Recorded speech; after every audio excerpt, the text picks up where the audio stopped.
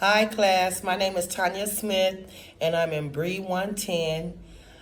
And I will be doing a video today from a book called California Real Estate Law, the ninth edition, chapter 7 and 8. I will be bringing you three main concepts from chapter 7 and from chapter 8.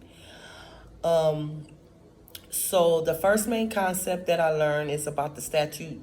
The main concept that I learned that I remember that stands out the most is the statutes of frauds, because the statutes of frauds is designed to prevent fraudulent claims and to keep fraud down.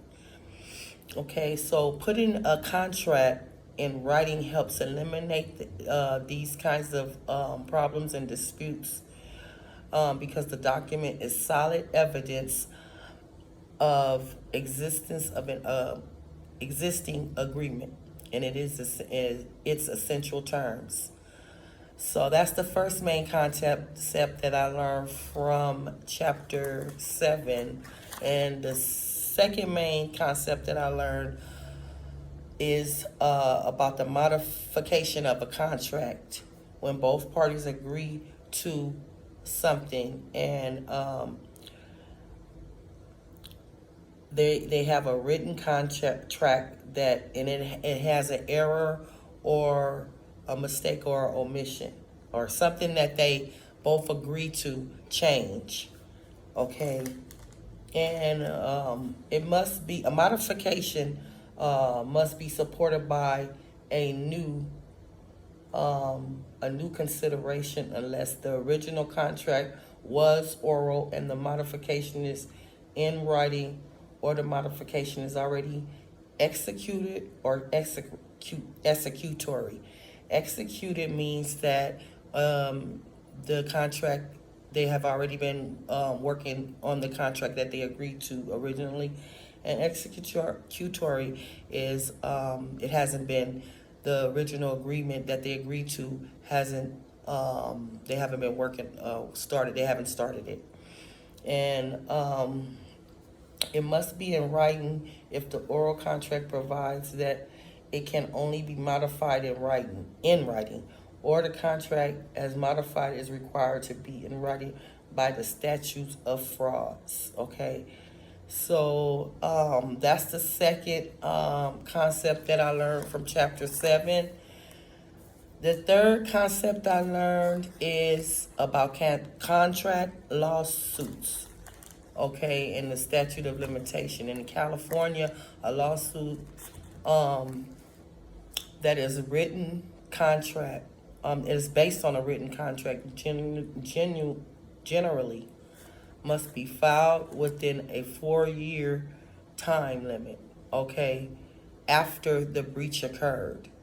Okay, so for some oral contracts, such as an oral employment contract or an oral 6-month lease, it must be filed within 2 years after the breach. Okay, so that's the third main concept that I learned from chapter 7.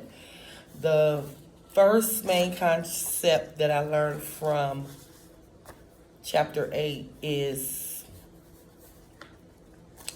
the salesperson and the broker and the salesperson employment agreement. Okay. The real estate commissioner's regulations, it requires for a broker to have a written employment agreement with each person or licensee that they work with, including other brokers and salespeople.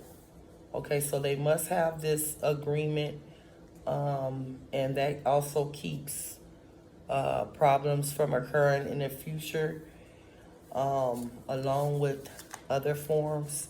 This is one very important form. The second main concept that I learned is about the listing agreement, which we learned this before in previous chapters, but it's more going in detail about the listing agreements um, that between the seller and the broker. A listing agreement is the employment contract between a seller and a broker. Okay, so the types of listing agreement. Um, there's different types of listing agreements, and they went over it in chapter 5. Oh, okay, I didn't say the pages before. So this is on page 288 in chapter 8. Okay, so a broker can't sue for a commission unless the listing is in writing. So this is this is the very important step to getting a house sold. That's the second main concept that I learned from chapter 8. And the third main concept I learned is on chapter is in chapter 8 on page 302. And it's the essay form, the seller's advisement.